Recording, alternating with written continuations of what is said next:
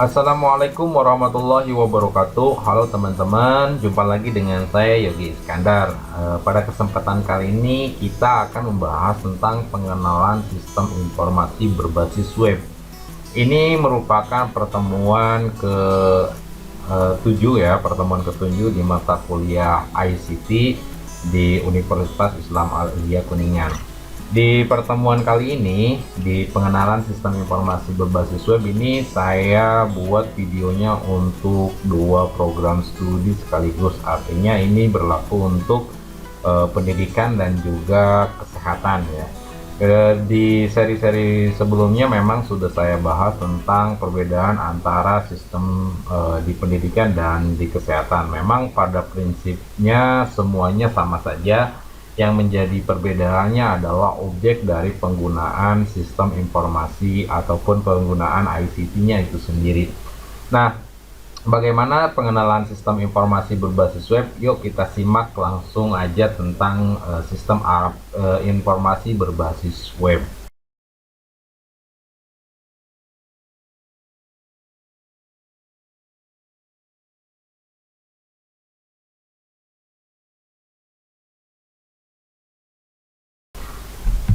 Yang pertama kita akan bahas dulu tentang apa itu pengertian sistem ya, karena kita akan membahas tentang sistem informasi berbasis web, artinya bahwa informasi yang disajikan kepada masyarakat, kepada publik dan lain sebagainya itu menggunakan sebuah sistem, sehingga pada saat orang-orang membutuhkan informasi dari organisasi tertentu, si organisasi ini sudah menyediakan melalui sistem tertentu ya. Jadi sistem yang sistem yang berlaku ataupun informasi yang tersebar luaskan sudah menggunakan sistem, sudah teraplikasikan dengan baik, dan pada saat orang membutuhkan sistem informasi atau membutuhkan informasi itu sudah berdasarkan data-data yang terbarukan. Nah, istilah sistem ini berasal dari bahasa Yunani, yaitu sistema, yang mengandung arti kesatuan atau keseluruhan dari bagian-bagian yang berhubungan dengan yang lainnya. Artinya bahwa sesuatu yang dikatakan sistem itu memiliki hubungan, memiliki keterkaitan, atau disebut juga dengan memiliki korelasi. Seperti halnya sebuah tubuh itu adalah bagian dari sistem. Antara satu bagian dengan bagian yang lainnya itu terintegrasi ya, semuanya terpadu, semuanya menyatu gitu kan. Pada saat ada salah satu saja yang tidak jalan, maka bagian tubuh itu tidak bisa berfungsi dengan baik. Nah, dengan demikian juga pada organisasi, begitupun di organisasi pendidikan maupun organisasi kesehatan itu sama saja. Karena apa? Karena ketika salah satu elemen di dalam organisasi tersebut tidak jalan, maka organisasi ini tidak berjalan dengan baik. Artinya ada kesesuaian antara elemen satu dengan elemen yang lain, ataupun ada bagian satu dengan bagian yang lainnya itu memiliki keterkaitan yang sangat jelas. Dengan demikian bahwa sistem ini merupakan sangat penting agar perjalanan organisasi, baik itu di bidang pendidikan maupun di bidang kesehatan, itu dapat berjalan dengan arah, dengan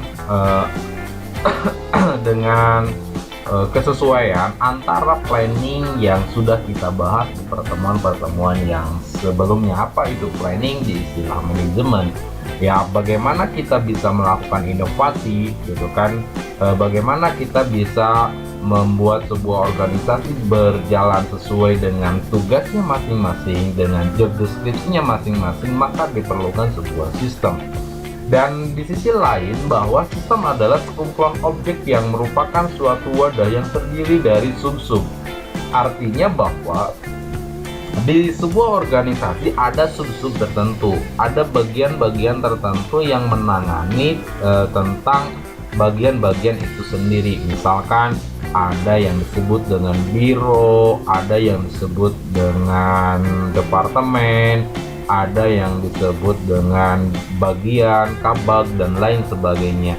Nah, itu adalah bagian-bagian yang disebut dengan subsistem, sehingga akan membentuk sebuah sistem. Nah, dengan demikian bahwa pembentukan sistem ini penting untuk digunakan pada saat kita ada di dalam organisasi.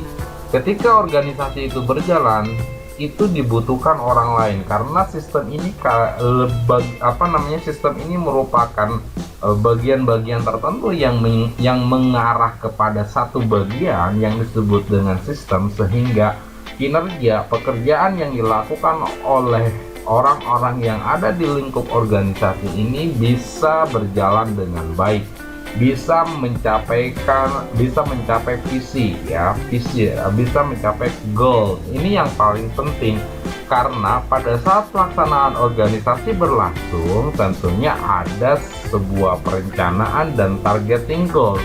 Targeting goals inilah yang perlu dicapai, sehingga pada saat pencapaian tersebut dilakukan, proses pencapaian tersebut dilakukan, perlu adanya sistem supaya semua bisa berjalan berdasarkan tupoksinya masing-masing.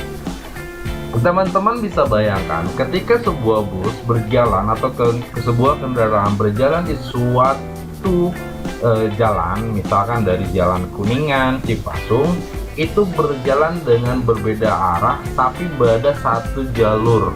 Ya, teman-teman bisa bayangkan itu akan macet. Tetapi karena adanya dua jalur, yaitu jalur kanan dan jalur kiri, maka perjalanan dari kendaraan di dalam mobil itu bisa berjalan dengan baik.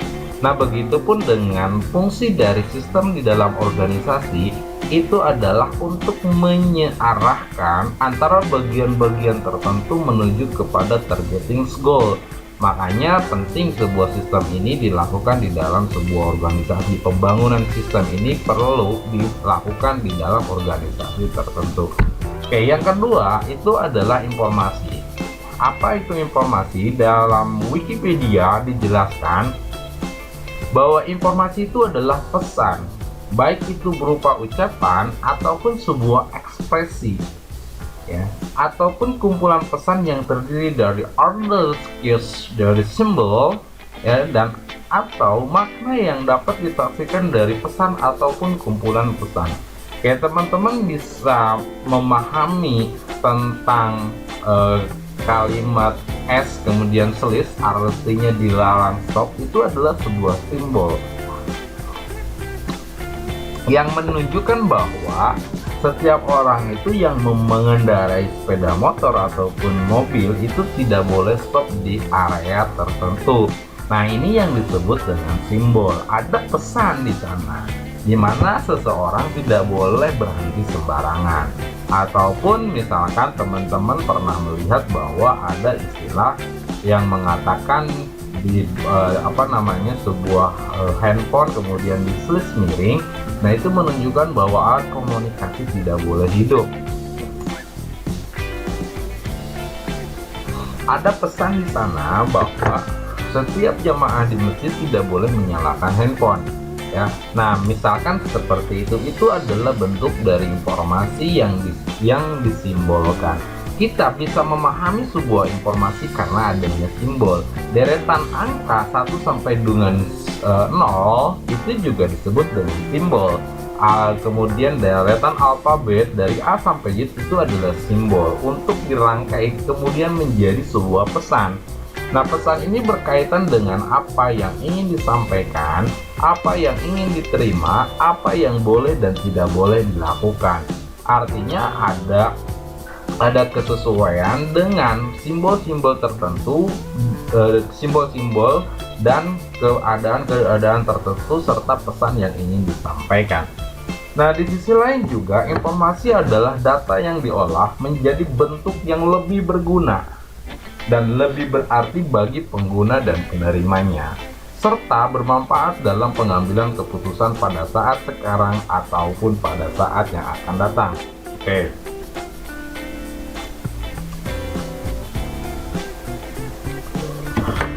Misalkan seperti ini, sekarang teman-teman bisa melihat bahwa ada kalimat social distancing, ada kalimat physical distancing.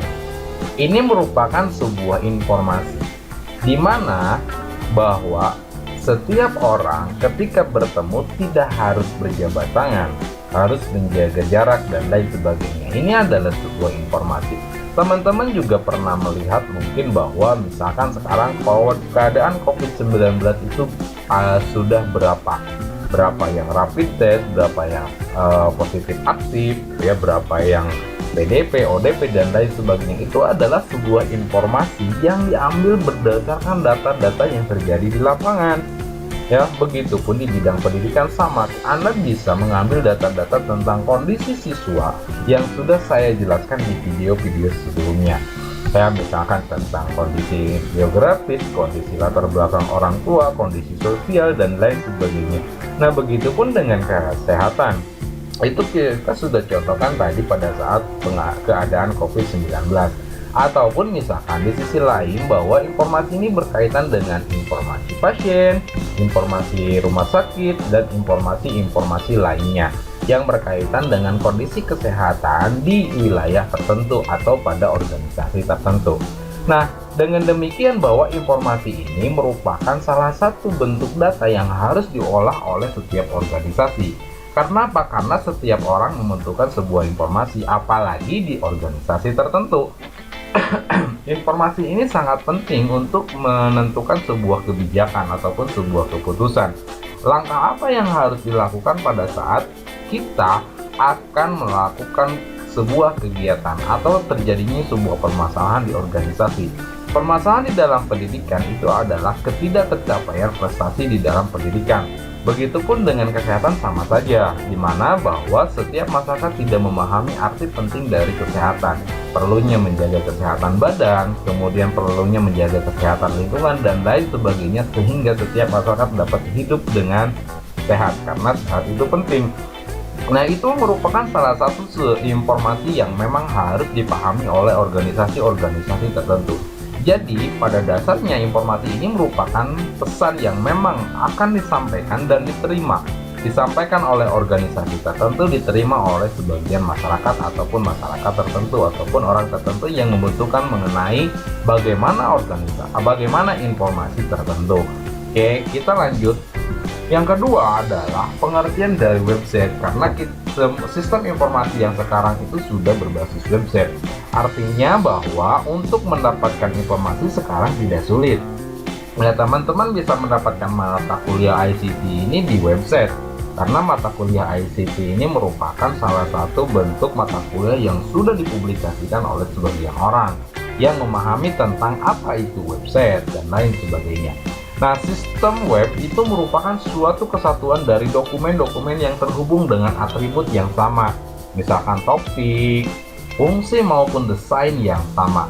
Misalkan teman-teman sudah melihat apakah itu dengan Administration Information Student atau yang disebut dengan AIS, ya teman-teman sudah bisa melihat unisa.ac.id itu merupakan sebuah website yang di dalamnya terdiri dari berbagai macam dokumen-dokumen yang diantaranya misalkan teman-teman mau mendownload sebuah pedoman untuk penyusunan skripsi, pedoman akademik dan lain sebagainya, teman-teman tinggal menghubungi sebuah website. Itu adalah komponen-komponen yang ada di dalam website, ya kan, di dalamnya terdiri dari berbagai dokumen, berbagai komponen dan lain sebagainya. Website itu juga merupakan sebuah salinan ataupun sebuah deretan teks, ya makanya ada di bagian kedua. Web adalah jaringan komputer yang terdiri dari kumpulan situs internet yang menawarkan teks dan grafik dan suara dan sumber daya animasi melalui protokol transfer hypertext.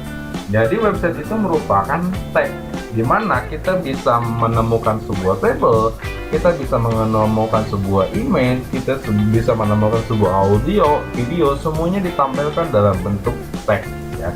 Jadi website itu sebenarnya adalah kumpulan teks, makanya disebut dengan transfer hypertext, atau teman-teman bisa sudah pernah membaca yang namanya HTML, ya, hypertext multilingual. Ya, multilingual ini artinya bahwa multibahasa. Jadi melalui teks kita bisa menampilkan angka, melalui teks kita bisa menampilkan gambar, melalui teks kita bisa menampilkan audio, melalui teks kita bisa menampilkan sebuah video.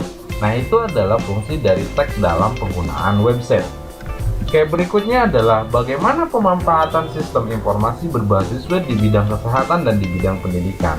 Ya, sehingga dengan pemanfaatan website ini kita bisa mengefektivitaskan sebuah kegiatan, mengefektivitaskan sebuah kinerja dari suatu organisasi. Karena apa? Karena melalui sistem informasi manajemen yang dimiliki oleh sistem manajemen yang baik sudah hampir selalu dapat dipastikan bahwa standar pelayanan pun akan baik. Karena apa? Karena semua terintegrasi pada sistem yang dibangun melalui manajemen informasi dengan menggunakan web. Nah, dengan demikian bahwa ini merupakan aspek yang sangat penting untuk dipahami di kondisi saat ini. Ketika teman-teman bisa memahami tentang apa itu web, apa itu informasi, apa itu sistem, maka teman-teman bisa mengposisikan diri pada kondisi yang terjadi di saat ini. Jadi hal ini merupakan hal yang sangat penting. Makanya teman-teman di sini perlu memahami apa itu sistem informasi berbasis web. Kenapa mata kuliah ini hadir di mata kuliah ICT? Karena ini merupakan salah satu bagian penting untuk diterimanya lulusan Unisa di masyarakat, karena semuanya sudah berbasis web. Hampir semuanya sudah berbasis web. Teman-teman sih, kalau dulu misalkan kita membutuhkan makanan, kita harus nyalain api, kemudian harus masak, kemudian baru bisa memakan. Tapi sekarang teman-teman tinggal ambil handphone, ya, cari yang namanya www.GoFood, ya kan, Gojek Food, atau buka aplikasi Gojek Food. Itu sebenarnya sama aja berbasis web, cuman bedanya kalau di mobil itu sudah terinstall dalam bentuk aplikasi. Ya, nah itu teman-teman tidak perlu sulit lagi untuk mendapatkan makanan di daerah perkotaan. Karena apa? Karena teman-teman tinggal pesan aja, maka makanan akan datang. Beda di masa lalu. Masa lalu teman-teman harus menyiapkan terlebih dahulu. Nah, apa saja sih manfaatnya? Yang pertama, bisa meningkatkan efisiensi dan efektivitas. Dengan menggunakan sistem informasi web, berbagai tugas akan lebih cepat ditangani tanpa perlu membuang banyak waktu dan tenaga. Oke, kita bisa pahami ini karena apa? Karena sekarang misalkan teman-teman mau membutuhkan informasi tentang kondisi pasien, teman-teman tidak harus datang ke rumah sakit. Teman-teman tinggal membuka situs web rumah sakit tertentu jika memang di rumah sakitnya sudah ada website. Ya, teman-teman ingin membutuhkan status kesehatan masyarakat di Kabupaten Kuningan, tidak harus datang ke rumah sakit, ke dinas kesehatan. Teman-teman tinggal buka aja laporan kesehatan di Kabupaten Kuningan melalui websitenya. Ya, begitupun dengan pendidikan, sama saja. Teman-teman ingin mengetahui tentang kondisi sekolah, informasi kampus, dan lain sebagainya, maka teman-teman tinggal mengunjungi website sekolahnya atau website kampusnya. Di sana sudah terletak informasi-informasi yang tersedia mengenai keadaan kampus. Jika kampus ataupun pendidikan lainnya tidak membangun informasi dengan menggunakan website, jangan harap kampus itu bisa dikenal oleh masyarakat. Ya, karena marketing untuk sekarang itu sudah menggunakan sistem web, makanya ada SEO. Ya, SEO gitu kan. SEO ini adalah sistem pencarian, ya, yang disebut dengan sistem search engineering operation, ya, gitu kan. Optimization, ya, SEO artinya apa? Search itu pencarian, nya itu engineering, mesin pencarian, search engineering, ya, optimization, mengoptimalkan sistem mesin pencarian, makanya ada SEO. Ya, di website itu ada istilah SEO, bagaimana informasi yang kita sajikan mudah ditemukan oleh masyarakat. SEO itu juga penting. Oke, yang kedua, terintegrasi dengan semua bagian secara otomatis. Sistem ini terintegrasi otomatis dengan administrasi, jika dengan kesehatan berkaitan dengan klinis, ya, berkaitan dengan keuangan, teknis dapat membantu pendidikan, organisasi, itu kan, dalam mengelola dan memantau data informasi aktivitas secara mudah, baik secara keseluruhan maupun secara spesifik. Oke, Nah, sekarang kan musimnya PPDB. Teman-teman bisa mendapatkan informasi tentang peserta didik, tentang sekolah melalui websitenya PPDB, ya, gitu kan, websitenya PMB. Maka informasi-informasi secara detail tentang fasilitas sekolah, tentang keadaan guru, tentang sarana prasarana yang dimiliki, tentang kondisi sekolah itu bisa dipahami melalui website. Nah, begitupun dengan kesehatan, teman-teman bisa mengetahui tentang rumah sakit, teman-teman bisa mengetahui bentuk pelayanan dari rumah sakit dan lain sebagainya melalui sebuah website. Ya, karena apa? Karena setiap perubahan yang dilakukan oleh organisasi di dalam websitenya, maka akan langsung diketahui. Beda dengan masa lalu, ketika kita ingin mengetahui sebuah informasi tertentu, itu harus melalui prosedural tertentu. Misalkan teman-teman ingin mengetahui tentang kondisi keuangan, ingin mengetahui tentang sarana prasarana, maka harus datang langsung dan mencari di rak secara konvensional. Sistem pencariannya membutuhkan waktu yang lama sehingga ini tidak terintegrasi, gitu kan, sulit untuk ditemukan dan lain sebagainya. Kemudian memudahkan proses penganggaran atau budgeting system. Karena apa? Karena semuanya sudah terrecord bahwa pengeluaran di tahun lalu itu berapa. Kita bisa menentukan budgeting di tahun yang akan datang. Rangkaian kegiatannya sudah tercatat lengkap melalui sistem pengajuan program kegiatan yang berbasis web, ya, gitu kan. Makanya bahwa organisasi baik itu pendidikan maupun kesehatan bisa menentukan tentang budgeting yang akan kita anggarkan untuk kegiatan organisasi dalam satu periode 1 tahun, ya, gitu kan. Nah, itu bisa diketahui kira-kira berapa nih penganggarannya. Karena apa? Karena kegiatannya sudah terrecord dengan baik, tersimpan dengan baik, termanage dengan baik, yang pada akhirnya tidak akan terjadi pembengkakan budgeting, gitu kan, kecuali memang pada dasarnya ke harga itu selalu naik. Namun jika sudah menggunakan sistem, kita bisa memprediksi berapa kira-kira kenaikan sebuah harga. Ini kan bisa dilihat di HPP, harga pokok penjualan, ataupun bisa diketahui dengan harga pembiayaan, ya, HPN, harga pembiayaan neto, HPB, harga pembiayaan bruto, dan lain sebagainya. Nah, dengan terintegrasinya semua bagian dari organisasi dalam satu sistem, pihak organisasi dapat dengan cepat dalam menganalisis dan mengambil kebijakan. Begitupun dengan penganggaran yang juga dapat direncanakan secara mudah, cepat, dan akurat, gitu. Karena itu adalah bagian dari sistem budgeting. Memudahkan penyusunan laporan kinerja dan keuangan. Karena apa? Karena sistem web sangat membantu tugas bagian-bagian manajemen, termasuk dalam menyusun laporan kinerja dan keuangan. Lebih dari itu, pihak-pihak yang berkepentingan pun bisa kapan saja melihat data dan informasi aktivitas organisasi secara real time. Artinya perubahan yang dilakukan oleh user pada saat tertentu maka akan terinformasikan pula pada saat tertentu juga, gitu kan. Jadi tidak menunggu waktu yang lama, sehingga keputusan yang dilakukan oleh orang-orang yang ada di dalam organisasi dapat dilakukan saat itu juga, ya, gitu kan. Nah, dengan demikian bahwa melalui sistem informasi berbasis web ini itu dapat memudahkan dalam penyusunan laporan. Karena apa? Karena laporan tidak disusun oleh salah seorang, tapi disusun oleh bagian-bagian tertentu yang nantinya terintegrasi kepada pusat sehingga menjadi sebuah laporan. Ya, yang secara umum laporan itu kan terdiri dari laporan harian, mingguan, bulanan, triwulan, semester, bahkan tahunan. Nah, semuanya akan terinclude di dalam laporan yang dibuat melalui laporan harian. Nah, sebenarnya masih cukup banyak lagi manfaat lainnya. Betapa semakin mudahnya pengelolaan manajemen di dalam organisasi dapat memanfaatkan sistem informasi organisasi dalam melakukan aktivitas pelayanan. Baik itu pelayanan kepada orang tua siswa, baik itu pelayanan kepada guru, baik itu pelayanan kepada pemerintah, ya, baik itu pelayanan kepada siswanya tersendiri.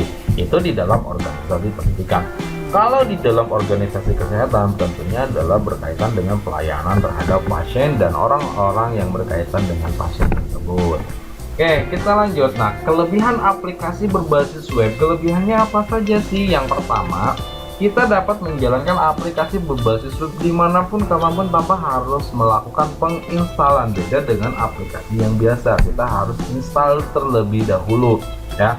Itu kan. Tapi dengan aplikasi berbasis web, kita tidak harus install terlebih dahulu. Yang paling penting adalah kita memiliki sebuah server, kemudian memiliki IP public yang sudah dibahas di video sebelumnya tentang tentang server klien dan install aplikasi XAMPP. Di sini sudah dibahas tentang apa itu server, apa itu bagaimana kita bisa menyimpan website di sebuah server yang nanti akan dibahas di pertemuan selanjutnya. Yang pertama adalah berkaitan dengan hak cipta. Karena apa? Karena website dibangun sendiri, website dibangun oleh organisasi tersendiri, sehingga tidak perlu adanya hak cipta. Hak ciptanya adalah hak cipta tentang personal organization. Ya, artinya bahwa website ini karena dibangun sendiri, hak ciptanya pun dibuat sendiri. Jadi kalau misalkan Anda menggunakan Windows, itu kan hak cipta harus ada lisensi yang disebut dengan serial number, yang disebut dengan crack, yang disebut dengan keygen. Kemudian sekarang sudah ada KMS Pico di Windows 2010. Ya. Kita tidak memerlukan lisensi ketika menggunakan web-based application, sebab lisensi telah menjadi tanggung jawab dari web penyedia aplikasi, artinya dari organisasi tersebut. Berikutnya, dapat dijalankan di sistem operasi manapun. Dia tidak peduli apakah kita menggunakan Linux, Windows, aplikasi berbasis web dapat dijalankan asalkan kita memiliki browser akses dan akses internet, ya. Misalkan apa itu Google Chrome, apa itu Firefox, apa itu Mozilla, Mozilla itu Firefox, ya. Apa itu Opera Mini, ya, Internet Explorer. Itu yang dibutuhkan pada saat kita ingin mengakses sistem operasi berbasis web, ya. Jadi kita tidak mengenal apa itu Windows 32 atau apa Windows 64, kita tidak perlu memahami Linux, Macintosh, dan lain sebagainya, karena semuanya bisa diakses asal kita memiliki web browser. Nah, kemudian dapat diakses lewat banyak media, ya, bisa diakses melalui komputer, handphone yang sudah sesuai dengan standarnya, ya, standar WAP gitu kan, standar website application gitu kan, protokol. Ya, tidak perlu spesifikasi komputer yang tinggi untuk menggunakan aplikasi basis web ini, sebab di beberapa kasus sebagian besar proses dilakukan di web server penyedia aplikasi web ini. Jadi klien tidak membutuhkan sistem operasi yang besar. Ya, spek komputer itu tidak harus besar, karena apa yang paling penting di dalam komputer itu sudah ada Google Chrome-nya, maka informasi bisa dapat ditampilkan tersedia. Karena di website ini kita tidak membangun aplikasi berdasarkan installer, tapi kita memanggil data yang ada di server kemudian ditampilkan di klien, ya. Itu sudah kita bahas di pertemuan sebelumnya. Kelemahannya apa? Cenderung lebih lambat. Kenapa bisa lambat? Karena diakses oleh beberapa user, dipanggil oleh beberapa user untuk menampilkan data yang sama pada web yang sama, makanya cenderung lebih lambat. Karena apa? Karena di balik semua kelebihan ini pasti ada kelemahan, ya. Website memerlukan sebuah koneksi ke server secara berkala karena ditampilkan secara langsung, sehingga butuh waktu untuk loading dari satu halaman ke halaman yang lain. Karena itu aplikasi berbasis website kurang cocok untuk aplikasi yang membutuhkan kecepatan di atas segalanya, atau untuk mengakses data dalam jumlah yang sangat besar. Nah, itu kelemahannya, ya. Kemudian butuh pengetahuan bahasa yang cukup banyak. Ada beberapa bahasa yang harus dikuasai untuk membuat aplikasi berbasis web ini bagi orang yang ingin membuat aplikasinya. Untuk pengguna, kita tidak perlu memahami banyak hal itu, karena semuanya sudah disediakan oleh developer. Nah, jadi pada saat kita mau menggunakan sistem aplikasi, kita tidak harus memahami tentang apa itu HTML, ya. Tadi saya sudah menyebutkan Hypertext Markup language sebagai bahasa utama kerangka website, dan Ada yang disebut dengan PHP Hypertext Protocol, dan ada ASP Active Server Page, ada Node.js. Selain itu juga butuh bahasa untuk pengelolaan database yang disebut dengan MySQL, kemudian PostgreSQL, MongoDB database, dan lain sebagainya. Ini adalah kelemahan-kelemahan di dalam sebuah web. Kemudian ada lagi kelemahan lain. Yang pertama, sangat bergantung kepada jaringan. Karena terkoneksi secara continuous, terkoneksi secara langsung, maka dibutuhkan yang namanya jaringan. Aplikasi berbasis website umumnya meletakkan aplikasi di sebuah server yang dapat diakses melalui jaringan tertentu. Kalau yang ingin mengakses jaringannya lagi kumat ataupun lagi down, artinya aplikasi nggak bisa dibuka, benar-benar tergantung dengan jaringan. Seperti apa yang sudah saya katakan sebelumnya, bahwa aplikasi ini membutuhkan jaringan yang kuat karena sistemnya adalah sistem pemanggilan kemudian ditampilkan di klien. Oke, itu saja pembahasan tentang sistem informasi berbasis website. Ya, mohon maaf atas segala kekurangannya. Ya, durasinya sangat singkat, bahkan mungkin tidak terlalu jelas. Ya, mudah-mudahan teman-teman bisa memahami apa yang dimaksud dengan pengenalan sistem informasi berbasis web. Yang paling penting adalah kita memahami kerangka dasarnya, meskipun tidak memahami secara mendetail. Itu saja yang bisa saya sampaikan. Mohon maaf atas segala kekurangannya. Saya tutup. Assalamualaikum warahmatullahi wabarakatuh.